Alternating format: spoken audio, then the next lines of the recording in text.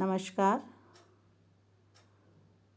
मैं डॉक्टर हेमलता शर्मा, सहायक आचार्य संस्कृत, राजकीय स्नातकोत्तर महाविद्यालय बयाना, महाराजा सूरजमल ब्रज विश्वविद्यालय द्वारा बीए प्रथम वर्ष के संस्कृत छात्रों हेतु उनके पाठ्यक्रम में यह निर्धारित है। इसलिए आज हम महाकवि भास द्वारा रचित स्वप्न वासवदत्तम का अध्ययन करेंगे। महाकवि विरचित स्वप्न वासवदत्तम एक उच्च कोटि का या कहो सर्वोत्कृष्ट नाटक है। यह 6 अंकों का नाटक है और महाकवि भास का ही नाटक प्रतिज्ञा योगंधरायण का अवशिष्ट भाग है। इस कथा का मूल स्रोत अथवा मूल कथानक अथवा कथा वस्तु का आधार लोक कथा पर अर्थात उदयन की कथा से संबंधित है। विद्वानों में मतभेद है। कुछ कहते हैं कि यह कथा पुराणों से ली गई है अथवा कुछ विद्वानों का मत है कि यह कथा सरित सागर से या वृहत कथा से ली गई है।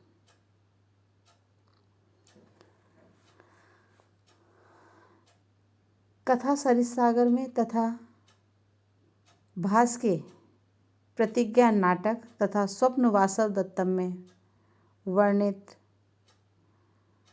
नाटकों को बृहत कथा पर आधारित नहीं माना जा सकता। भास गुणाढ्य की बृहत कथा के ऋणी नहीं थे। साथ ही ऐसे कोई भी अंतः या बाह्य साक्ष्य प्राप्त नहीं होते हैं जो उनको बृहत कथा का ऋणी सिद्ध करने में समर्थ हो। इसलिए कहा जा सकता है कि भास ने बृहत कथा का सहारा लेने के बजाय समाज में प्रचलित दंत कथाओं और मौखिक परंपराओं का सहारा लिया, जो गुणाढ्य की बृहत कथा के भी मूल आधार हैं। कालिदास ने मेघदूत में प्राप्य अवंतिम उदयन कथा कोविद ग्राम वधान के द्वारा अवंती देश के गांव-गांव जन-जन के मुख से सुनी जाने वाली उदयन की कथा का निर्देश कर इस सत्य को और अधिक प्रमाणित कर दिया है। भास ने अवंती के जन-जन के कंठ से निकली हुई उदयन कथा को ही नाटकीय रूप दिया, ऐसा प्रतीत होता है। इस प्रकार कहा जा सकता है कि या तो बृहत कथा या मौखिक परंपरा से प्राप्त लोक कथा ही भास के स्वप्न नाटक का मूल आधार थी। तो आज हम महाकवि भासकृत स्वप्न वासवदत्तम नाटक की कथा वस्तु का अध्ययन करेंगे। यह नाटक 6 अंकों का है, तो सर्वप्रथम हम प्रथम अंक का अध्ययन करेंगे। नाटक का प्रारंभ नाद्यन्ते ततः प्रविशति सूत्रधारः इस वाक्य से होता है। सूत्रधार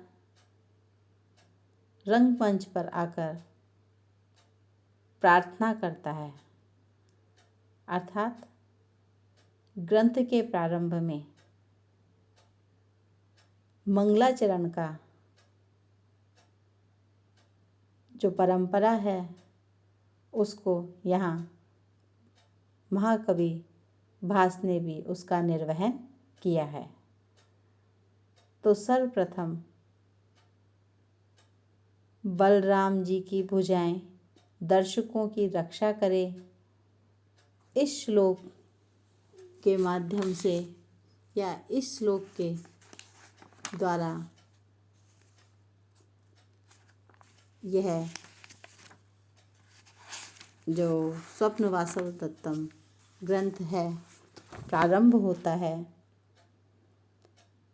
इसे नांदी पाठ के रूप में, मंगलाचरण के रूप में कहा है। उदय नवेन्दु सवर्णा वासव दत्तावलौ बलस्य त्वां पद्मावतीर्ण पूर्णो वसंतक कमरौ भुजौ पाताम। तो यहाँ सर्वप्रथम मंगलाचरण करते हुए सूत्रधार नवोदयकालीन चंद्रमा के समान उज्ज्वल, मद्यपान के कारण शक्तिशाली अथवा प्रियतमा रेवती का मध्य देने वाली लक्ष्मी या कांति से युक्त और वसंत ऋतु के समान सुंदर बलराम की भुजाएं आप लोगों की रक्षा करें, इस प्रकार से नांदी पाठ किया गया है। उसके पश्चात वह आगे कुछ कहना ही चाहता है सूत्रधार कि नेपथ्य अर्थात पर्दे के पीछे हटो हटो की आवाज़ होती है। उसे ध्यान से सुनकर वह कहता है, अरे यह तो मगध राजकुमारी के नौकर तपस्वियों को हटा रहे हैं। इतना कहकर वह चला जाता है। इसी समय वत्सराज उदयन का मंत्री योगंधरायण स्वयं परिव्राजक अर्थात ब्रह्मचारी के वेश को धारण कर अवंतिका वेशधारिणी वासवदत्ता के साथ तपोवन में आता है। इतने में मगध राजकुमारी पद्मावती का कंचु की घोषणा करता है कि जिसे जो कुछ मांगना हो वह आए और राजकुमारी से मांगे। योगंधरायण वासवदत्ता के साथ पद्मावती के सामने जाता है। वह वासवदत्ता को अपनी भगिनी अर्थात बहिन के रूप में परिचय देता है। वह पद्मावती से वासवदत्ता को कुछ काल तक अपने संरक्षण में रखने की प्रार्थना करता है। पद्मावती कंचुकी के द्वारा अपनी स्वीकृति देती है। इस पर योगंधरायण अपनी कृतज्ञता व्यक्त करता है। इतने में एक ब्रह्मचारी वहाँ आता है। वह तपोवन के लोगों को वासवदत्ता के वियोग से दुखी राजा उदयन का वृतांत अर्थात समाचार बताता है, सुनाता है। उसके पश्चात ब्रह्मचारी वहाँ से चला जाता है। अनंतर पद्मावती से आज्ञा प्राप्त कर योगंधरायण के चले जाने के पश्चात तापसी से अनुरूप पति की प्राप्ति का आशीर्वाद लेकर पद्मावती वासवदत्ता एवं निज परिवार के साथ प्रस्थान करती है। प्रथम अंक में इस प्रकार से बताया गया। उसके पश्चात द्वितीय अंक में माधवी लता मंडप के पास पद्मावती वासवदत्ता के साथ गेंद से खेलती हुई, कंदुक क्रीड़ा करती हुई और खेलने के पश्चात दोनों विश्राम करती हैं। उस समय वासवदत्ता पद्मावती से परिहास में कहती है, बहन अब तो तुम शीघ्र ही महासेन की बहू बन होगी। इस पर पद्मावती को दासी रहस्य को इस पर पद्मावती की दासी रहस्य को प्रकट करती है कि पद्मावती वत्सराज उदयन के गुणों पर आसक्त है। ठीक उसी समय पद्मावती की उपमाता आकर सूचना देती है कि उदयन के साथ पद्मावती का विवाह निश्चित हो गया है। फिर दूसरी दासी कहने के लिए आती है कि आज ही विवाह की शुभ घड़ी है, अतः शीघ्रता कीजिए। इसके बाद सब अंतःपुर में चली जाती हैं। तृतीय अंक में वासवदत्ता के लिए यह दृश्य अर्थात विवाह का जो दृश्य है वह बड़ा दुस्सह अर्थात कठिन हो जाता है। वह अपनी ही आंखों से अपने पति को दूसरी स्त्री के साथ विवाह होते हुए या पराया होते हुए कैसे देख सकती है। इसलिए वह राजप्रासाद से निकलकर अपना मन बहलाने के लिए प्रमद वन में चली जाती है। उसे खोजती हुई एक दासी भी वहाँ जा पहुँचती है और उससे पद्मावती के लिए विवाह माला गूंथने के लिए कहती है। विवशतः वासवदत्ता माला गूंथने लगती है, किंतु उस माला में वह अविधवाकरण औषधि को ही गूंथती है, सपत्नी मर्दन को नहीं। इतने में दूसरी दासी आकर हार ले जाती है। इधर वासवदत्ता उदयन के द्वितीय विवाह को सुनकर दुखी होती है तथा दुख को बुलाने के लिए शयनागार में चली जाती है। चतुर्थ अंक में राजकीय उपवन में पद्मावती, वासवदत्ता और एक दासी है। उदयन और विदूषक वसंतक भी वहाँ आ जाते हैं। उन्हें देखकर पद्मावती व वासवदत्ता दोनों लता मंडप में चली जाती है। राजा और विदूषक शरतकालीन सूर्य की धूप से व्याकुल होकर लता मंडप में प्रवेश करना चाहते हैं, परंतु दासी मधुकरों से अर्थात भंवरों से व्याप्त अवलंबन लता को हिलाकर रोक देती है। अतः वह लता मंडप के बाह्य भाग में बैठकर परस्पर वार्तालाप करते हैं। वहाँ विदूषक राजा से पूछता है, आपको तब वासवदत्ता अधिक प्रिय थी या अब पद्मावती? राजा प्रारंभ में टालने का प्रयास करता है, किंतु अधिक आग्रह करने पर रूप, गुण और सौंदर्य के द्वारा पद्मावती की प्रशंसा करता है। साथ ही यह भी कहता है कि वह वासवदत्ता में अनुरक्त मेरे मन को खींच नहीं पाती है। फिर राजा विदूषक का मत पूछता है कि उसे कौन प्रिय है। इस प्रकार पारस्परिक वार्तालाप में वासवदत्ता का शोक उमड़ने के कारण राजा की आंखों से आंसू बहने लगते हैं। विदूषक मुग्ध होने के लिए जल लाने जाता है। इधर अवसर देखकर वासवदत्ता पद्मावती को राजा के पास भेजकर स्वयं वहाँ से खिसक जाती है। विदूषक के लौटने पर पद्मावती राजा से आंसुओं का कारण पूछती है। राजा बड़ी चतुराई से रहस्य को छिपाते हुए उत्तर देते हैं कि आँखों में काश पुष्प के पराग पड़ जाने से आंसू आ गए हैं। तब पद्मावती राजा की आंखें धोने लगती है। फिर राजा को प्रणय संकट से बचाने के लिए विदूषक स्मरण दिलाता है कि उनको तो मगध राज के सम्मानार्थ एक प्रीति उत्सव में जाना है, इसलिए शीघ्रता ही की जाए। राजा भी उसके प्रस्ताव का समर्थन कर वहाँ से प्रस्थान कर देता है। पंचम अंक, पद्मावती सिर दर्द से पीड़ित है। राजा और साथ ही वासवदत्ता को भी इसकी सूचना प्राप्त होती है। राजा अपनी रोग पीड़ित पत्नी के औषधोपचार के लिए शीघ्रता से समुद्र गृह जाते हैं, परंतु वहाँ रोग शैया रिक्त पाते हैं। वे उसकी प्रतीक्षा में शैया पर लेट जाते हैं। विदूषक कहानी सुनाने लगता है। राजा को नींद आ जाती है। विदूषक शीत से बचने के लिए कंबल लाने बाहर जाता है। इसी समय वासवदत्ता का वहाँ आगमन होता है। वह वस्त्रावृत राजा को पद्मावती समझकर उसी के बगल में लेट जाती है। वह वहाँ लेटते ही एक विचित्र प्रकार के आनंद उल्लास का अनुभव करती है।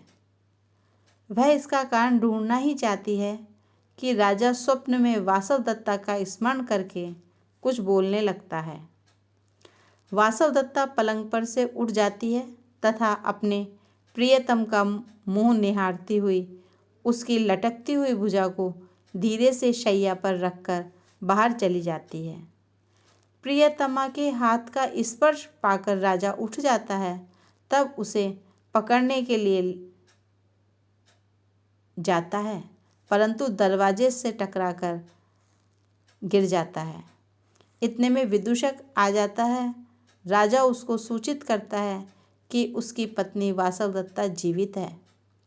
विदूषक इसको मस्तिष्क का विभ्रम बतलाता है या स्वप्न बतलाता है। इतने में मगध राज दर्शक का भेजा हुआ कंचुकी आकर उदयन से कहता है, आपका सेनापति रुम्नवान मगधेश्वर की सैन्य सहायता से आरुणि नामक शत्रु पर चढ़ाई करने जा रहा है। आप शीघ्र तैयार हों। इस प्रकार संदेश पाकर राजा युद्धोचित उत्साह दिखलाते हुए लड़ाई के लिए प्रस्थान कर देते हैं। षष्ठम अंक, संग्राम में विजयी होने के पश्चात एक दिन उदयन को घोषवती नामक वीणा, जो वासवदत्ता को अत्यंत प्रिय थी, सूर्यामुख नामक प्रासाद में किसी व्यक्ति से प्राप्त हो जाती है। राजा उसे गोद में रखकर विलाप करने लगते हैं। इसी बीच वासवदत्ता के पिता और माता द्वारा भेजे हुए कंचुकी और वासवदत्ता की धाय विजय के उपलक्ष्य में बधाई देने के लिए उदयन के पास आते हैं। वे उदयन को उनके विवाह के समय का वासवदत्ता के साथ लिया गया उनका चित्र समर्पित करते हैं, जिसको उनके श्वशुर और सास ने भेजा था। पद्मावती चित्र में चित्रित महिला को पहचानती है। वह राजा से कहती है कि मेरे विवाह से पूर्व ठीक इसी स्वरूप की युवती को किसी सन्यासी ने अपनी बहन बताकर मेरे पास धरोहर के रूप में रख दिया था। वह अभी भी हमारे संरक्षण में रह रही है। उसका नाम अवंतिका है। वह सुनकर राजा उसे बुलाने की आज्ञा देता है। इसी बीच योगेंद्रायण अपनी धरोहर वापस लेने के लिए उपस्थित हो जाता है। अवंतिका के वेश में वासवदत्ता जब वहाँ लाई जाती है तो उसकी धाय वसुंधरा उसे पहचान कर कहती है, अरे यह तो वासवदत्ता है। इस पर राजा अपनी आज्ञा से उसका घूंघट हटवाता है। अवसर देखकर योगेंद्रायण भी अपना कल्पित वेश हटाकर राजा का जय घोष करता है। वासवदत्ता भी उसके स्वर में स्वर मिलाती है। इस प्रकार पति पत्नी का सानंद मिलन होता है और योगेंद्रायण अपनी योजना का उद्देश्य प्रकट करता है कि क्यों और किस प्रकार अपने स्वामी के कल्याण की दृष्टि से ऐसी योजना बनाई गई थी। इसके बाद सब उज्जैनी जाने के प्रस्ताव के साथ भरत वाक्य दिखलाकर नाटक की समाप्ति हो जाती है। प्रस्तुत नाटक स्वप्न वासवदत्ता का नामकरण। संस्कृत नाट्य शास्त्र के अनुसार नाटक के प्रधान चरित्र अथवा उसमें व्याप्त प्रधान घटना के आधार पर नाटक का नामकरण होना चाहिए। इस स्वप्न वासवदत्ता नाटक का नामकरण 5वें अंक के स्वप्न दृश्य के आधार पर ही रखा गया है। यह स्वप्न दृश्य अत्यंत नाटकीय एवं भाव विशिष्ट है। संस्कृत नाट्य साहित्य में यह दृश्य अपना एक विशेष और महत्वपूर्ण स्थान रखता है। पंचम अंक में पद्मावती को जब शिरोवेदना से पीड़ित जानकर उदयन उससे देखने समुद्र गृह में जाता है और उसे वहाँ न पाकर वहीं शैया पर सो जाता है, उसी समय वासवदत्ता भी वहाँ आती है और उदयन को पद्मावती समझकर वहीं समीप में लेट जाती है।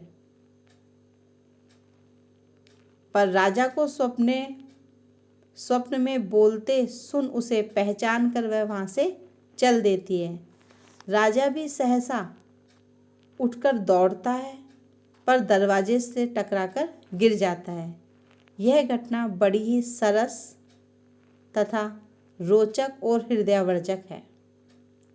भास की कल्पना ने पद्मावती की शीर्ष वेदना के ब्याज अर्थात बहाने से उदयन और वासवदत्ता को एकत्र संगठित कर दिया है। भास अपने इस दृश्य से इतने प्रसन्न हैं कि इसी के आधार पर नाटक का नामकरण कर दिया है।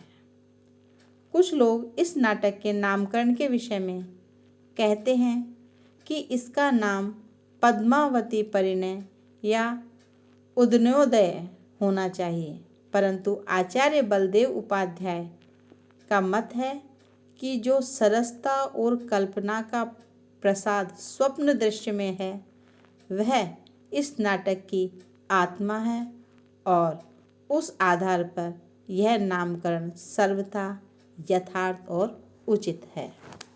तो आज हमने स्वप्न वासवदत्तम नाटक के 6 अंकों की कथा वस्तु का अध्ययन किया और स्वप्न वासवदत्तम का जो नामकरण है वो किस आधार पर हुआ उसका अध्ययन किया। आज इतना ही। धन्यवाद।